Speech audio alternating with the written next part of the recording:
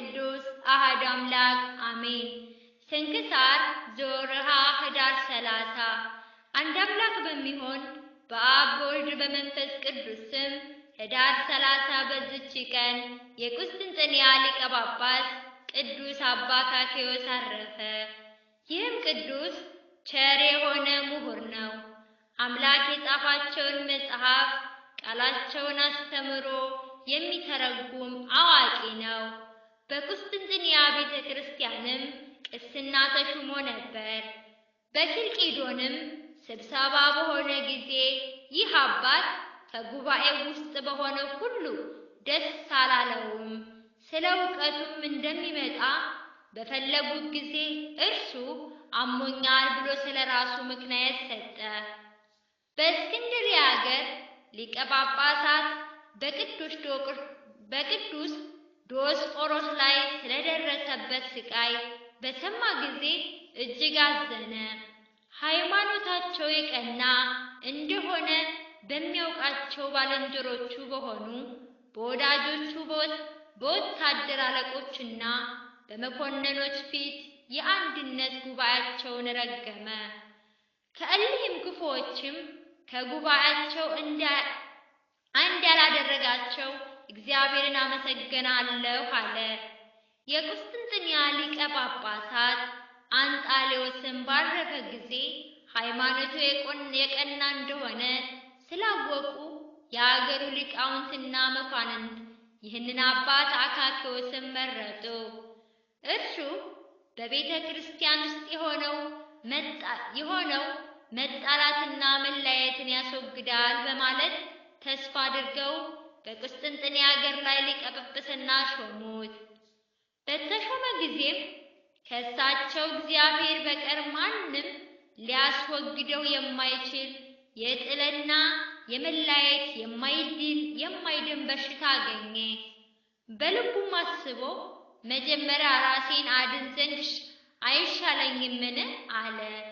የቅዱሳን አባቶቻችንን የቄርሎስንና የዲዮስቆሮስን የቀናች ሃይማኖት የተማረና በእሷ የጸና መሆኑን እየታመነለት ከዚህም በማስተካከል በክህነት ሥራ በማሳተፍ ይቀበለው ዘንድ ወደ እስክንድርያ ሊቀ ጳጳሳት ወደ ሦስተኛው ጴጥሮስ መልእክታትን ላከ። አባ ጴጥሮስም መልእክቱን ባነበበ ጊዜ ደስ ብሎት ታላቅ ክብርን አከበረው። ይህችንም መልእክት በጉባኤ ፊት አስነበባት። ከዚህም በኋላ አባ ጴጥሮስ ለመልእክቱ መልስ ጽፎ ከ3 ኤጲስቆጶሳት ጋር ወደ አባ አካክዮስ ላከ። እነርሱም ወደ ቁስጥንጥንያ ከአባ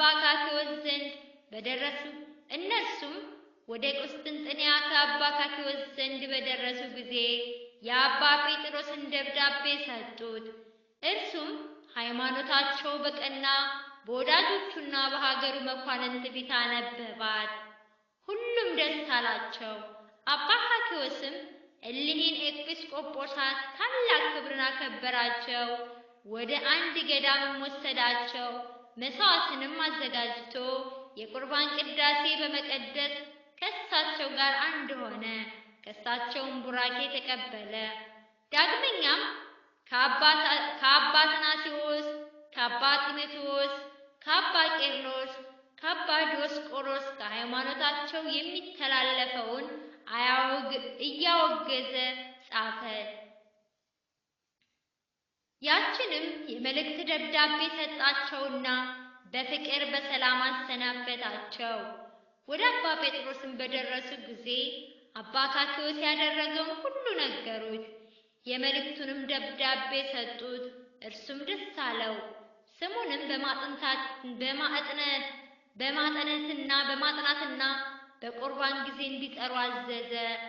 ዜናውን በሮሚያን ኤጲስቆጶሳት ዘንድ በተሰማ ጊዜ አባ አካክዮስን ከቁስጥንጥንያ መንበር አሳደዱት።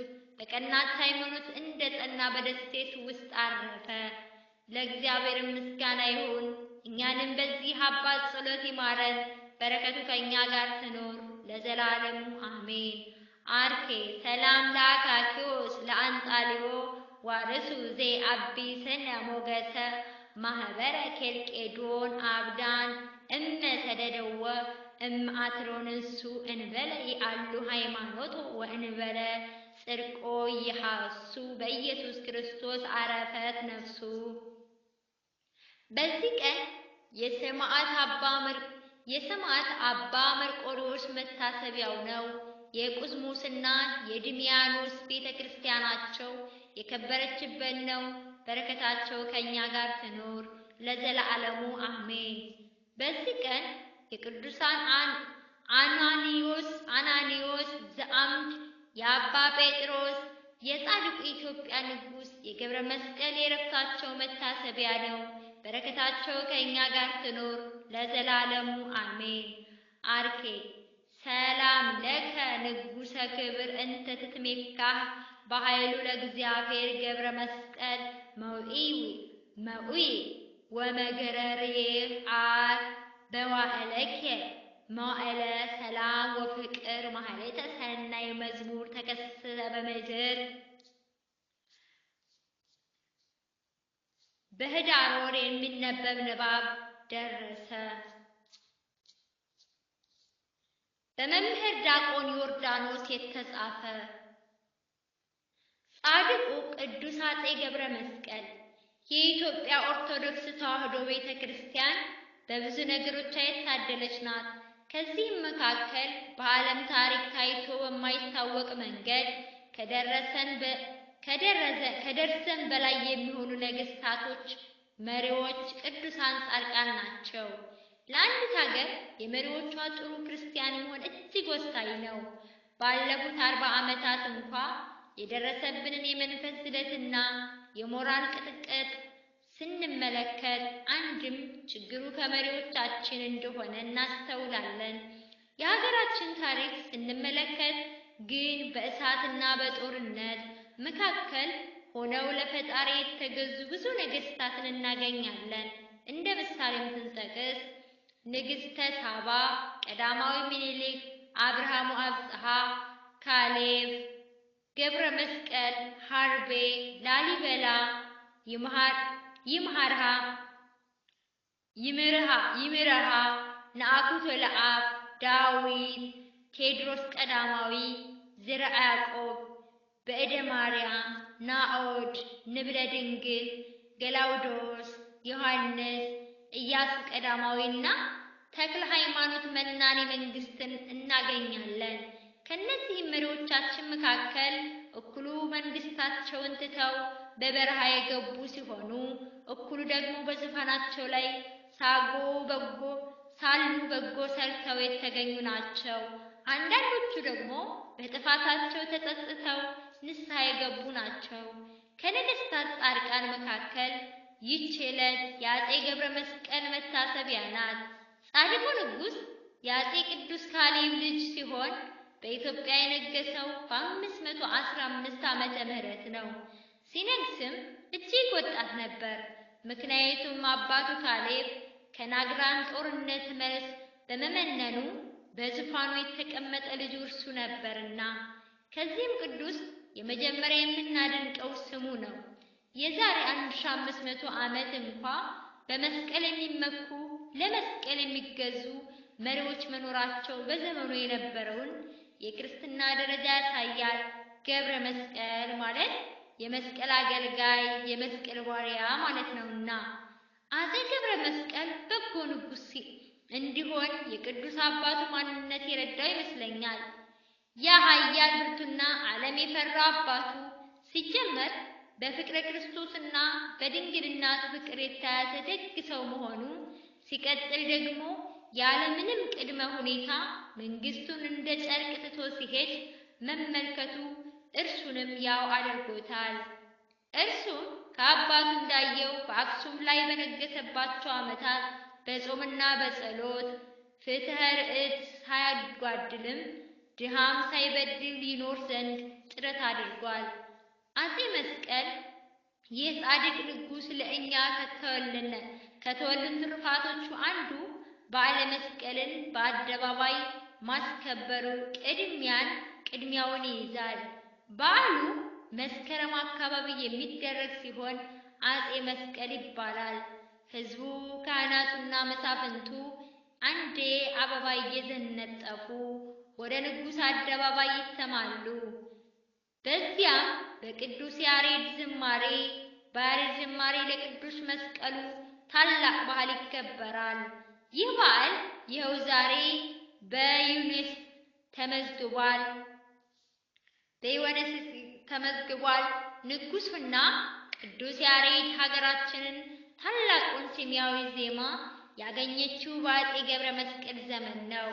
ቅዱስ ያሬድ ከሰማይ ያገኘውን ማህሌት ለመጀመሪያ ጊዜ በአክሱም ጽዮን ሃሌሉያ ቀዳሚሃ ለጽዮን ሰማይ ሰረረ ወበዳግም አርአዮ ለሙሴ ዘከመ ይገብር ግብራ ለደብተራ ብሎ ከሦስቱ ጽዋታው ዜማ በአንዱ በአራራይ ሲያዘም ንጉሥ በዜማው ተመስጦ እየሮጠ ወደ ጽዮንን ደርሷል። ከዜማው ጥፍጥና ጣዕም የተነሳ ሁሉም ተደመሙ። ንጉሡም ከዚያ ቀን ጀምሮ ከቅዱስ ያሬድ የማይለይ ሆነ። ስብሐተ እግዚአብሔርንም ለብዙ ጊዜ ከቅዱሱ ሊቅ ጥዑመ ዜማ ተቀምሞለት ተመገበ። እንደውም አንድ ሊቅ ሲያዘምለት ጻድቁ አፄ ገብረ መስቀል የቅዱስ ያሬድ እግር ላይ በትረ መንግስቱን ተክሎበት ሁለቱም ከተመስጣቸው ሲነቁ ግን ንጉሡ ደንግጦ ምን ልካስህ ቢለው ወደ በረሃ አሰናብተኝ አለው።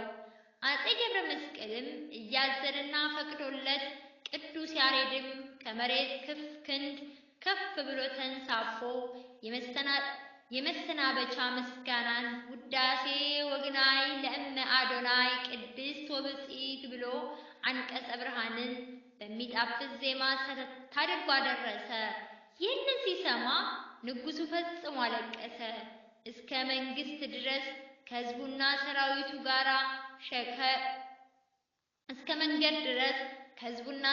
ጋር ከሸኘው በኋላም ቅዱስ ያሬድ ጽልም ላይ ሲደርስ በዜማ አሰምቶ ሰላም ለኩልክሙ አለ። አፄ ገብረ መስቀልና ሕዝቡም ምስለ መንፈስከ ብለውታል። ቀና ሲሉ ከዓይናቸው ተሰወረ። ንጉሡም በዘመኑ ማህሌተ ሰማይ እንዲሰፋፋ ብዙ ጥሯል። ንጉሡና 9 ቅዱሳን ተሰዓቱ ቅዱሳን በሀገራችን ወንጌልን እንደሰበኩ መጽሐፍትን እንደተረጎሙና ገዳማዊ ሕይወትን እንዳስፋፉ አፄ ገብረ መስቀል ትልቅ ጥረት አድርገዋል። በተለይ ከአባ ጴንጤሌዎንና አባ ሊቃኖስ ዘደብረ ቆንጸላ ጋርም ልዩ ቅርበት ነበረው። ዘወትርም ከእርሱ ይባረክ ነበር። አቡነ አረጋዊንም በየጊዜው ይጎበኛቸው እንደነበር ይናገራል። ንጉሥና ታቦት ልክ እንደ ቅዱስ መስቀል ሁሉ ታቦተ እግዚአብሔር በዑደት እንደሚያከብር ያደረገ ይህ ንጉሥ ነው ይባላል። መነሻው ደግሞ የደብረ ዳህም መታነጽ ነው። አንድ ቀን አቡነ አረጋዊ ምን እንደሚሹ ጠየቃቸው። የድንግልም እመቤታችን ማርያም መቅደስ አንጽልኝ አሉት። በደስታ አንቆጥቁጦ አነጸ። የምርቃቱ በዓልም ዕለትም ንጉሡ ጻድቅና ሊቁ ማለትም ገብረ መስቀል አረጋዊና ያሬድ ከሌሎች ቅዱሳን ጋራ ተገኙ። በጊዜውም ታቦቱ ሲነግስ ቅዱስ ያሬድ ባቀረበው ማህሌታዊ ዜማና አበው ባደረጉት ዝማሬ ታቦቱ እየዞረ ታላቅ መንፈሳዊ ሐሴት ሆነ። ደብረ ዳሞን ያኔ መወጣጫ ደረጃ ነበረው። ንጉሥና ቅዱስ ያሬድ ከበዓል ሲመለሱ በአቡነ አረጋዊ ጥያቄ መወጣጫው ተደርምሷል።